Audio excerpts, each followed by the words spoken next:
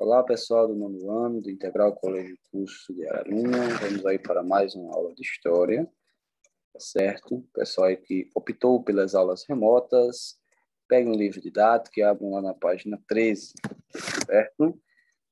Vamos aí para a correção, né, das atividades do capítulo 5, né, que é o Entre Guerras, Governos Totalitários e Governos Autoritários, certo? Então, questão 1, página 13, livro didático. Se vão marcar verdadeiro ou falso para as afirmativas. Letra A. Mussolini foi o fundador do Partido Nacional Fascista, o qual pregava a implantação de um regime político, democrático, socialista na Itália. Mussolini foi, né, um dos fundadores, né, do Partido Fascista, né, ou propagou, né, esse partido, mas não tinha nada de democrático, certo? Então, é uma afirmativa falsa. Letra B. Os fascistas chegaram ao poder por meio da Marcha sobre Roma, manifestação que exigiu do rei Vítor Emanuel III a nomeação de Mussolini para o cargo de chanceler. Verdadeiro, né? Foi uma pressão muito grande no Vítor Emanuel III, depois da Marcha sobre Roma, para que Mussolini fosse nomeado como primeiro-ministro. Então, letra B, verdadeiro. Letra C. Como líder da Itália, Mussolini implantou um governo de extrema-direita e totalitário. Correto. Verdadeiro. Letra D. Apesar de pregar a expansão territorial da Itália, os fascistas eram contrários ao uso da violência e da participação do país em conflitos armados. Eles queriam resgatar, lembram, né? Tinha um sentimento, não de toda a população, mas a grande maioria tinha aquele sentimento de resgatar as glórias, né, do Império Romano, certo? Então, eles usavam a violência, né? Eles defendiam isso, né? Porque se aceitavam, é porque defendiam. Então, é uma afirmativa falsa, né? Que está dizendo o contrário do que eu estou falando, tá certo? Eles não eram contrários ao uso, eles eram a favor do uso da violência, tá certo? Última afirmativa, o governo de Mussolini não recebeu o apoio do povo italiano. Recebeu o apoio do povo italiano. A própria marcha sobre Roma é um exemplo disso, certo? Então, a última afirmativa é falsa. Então, sequência, né? F, V, V, F, F. 14, tá? Uma questão do Enem.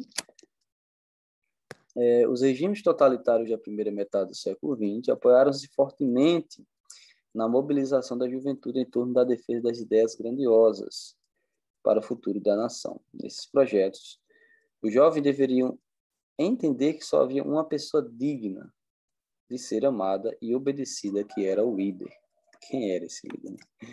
Os movimentos sociais juvenis contribuíram para a implantação e a sustentação do nazismo na Alemanha e do fascismo na Itália, Espanha e Portugal. Então, a juventude aí apoiando esses processos e propagandeando, né, fazendo propagandas.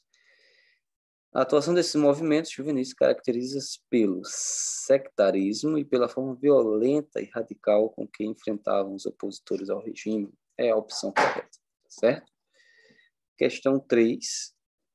Ambos os regimes propuseram mitos nacionais, sociais, raciais poderosos, que continham mensagens igualmente poderosas, positivas e negativas na visão de mundo dos nazistas e fascistas. O povo ou a raça estavam ameaçados por fortes inimigos internos e externos. Esses elementos incompatíveis teriam de ser, primeiro, excluídos da comunidade nacional e depois derrotados no exterior. Mussolini e Hitler tinham como objetivo reeducar suas respectivas sociedades segundo um conjunto de valores inteiramente novo, o repúdio à tradição humanitária e à racionalista do iluminismo, em sua forma liberal e socialista. Em parte alguma, fica mais evidente essa ruptura do que nas questões da criação de uma nova comunidade e de uma política racial.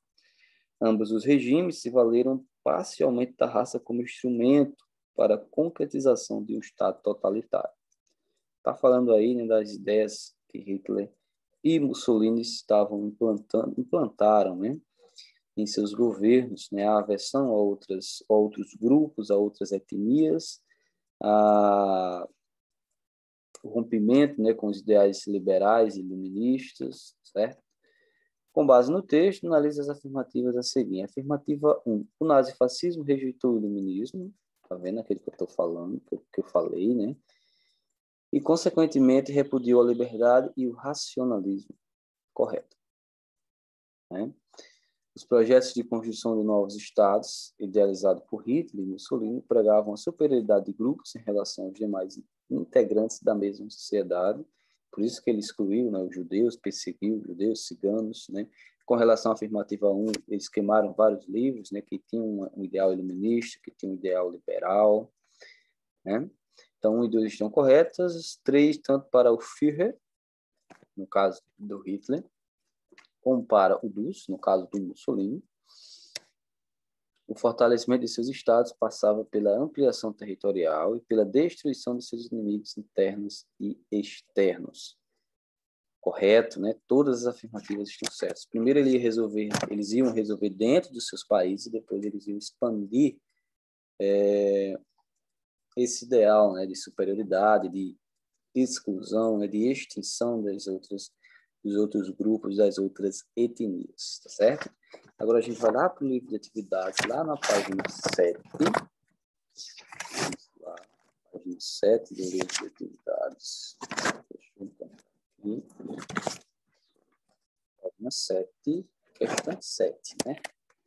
A gente já viu a página 5, agora a gente vai para a página 7, livro de atividades.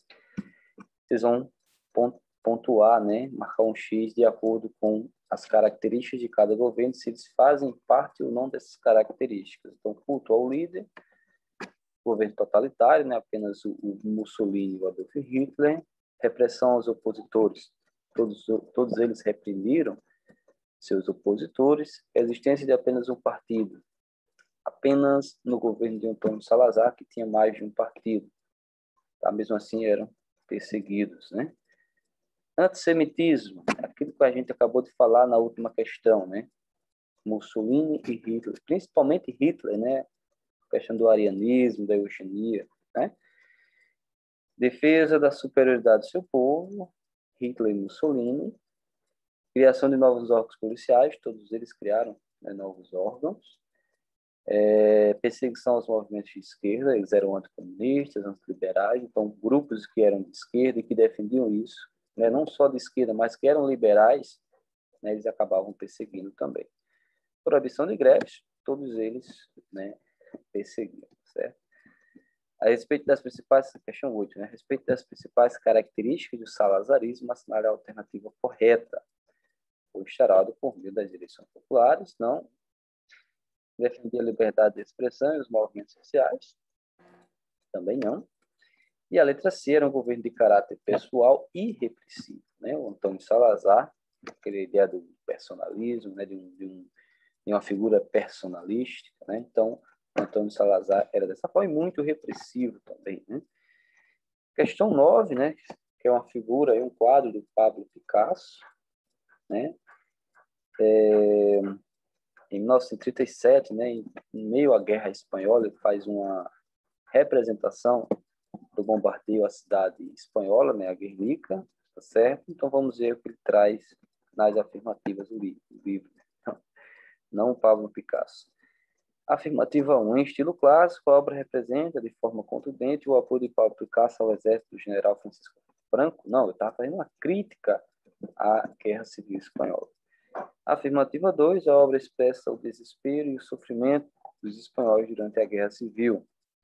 Lógico, né? Você vê pessoas caindo, né? Pessoas desesperadas, né? Pessoas com parte dos seus corpos no chão, né? Pessoas com as mãos levantadas. Pessoas mostram o sofrimento, né? Então, a afirmativa 2 está correta. A afirmativa 3, a obra pode ser considerada atemporal, pois, além de representar o horror da Guerra Civil Espanhola, pode ser entendida como um manifesto contra todas as guerras. E é isso, né? Além de ele criticar a Guerra Civil Espanhola, ele faz a crítica também a guerras futuras, que não é positivo para ninguém, principalmente para a população que sofre ainda mais com os bombardeios, né, com a fome, com o desemprego e com a destruição de suas casas. Certo? Então é isso, pessoal.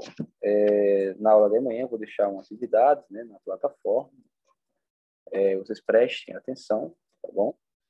E espero que fiquem todos bem, tenham uma ótima tarde e até mais.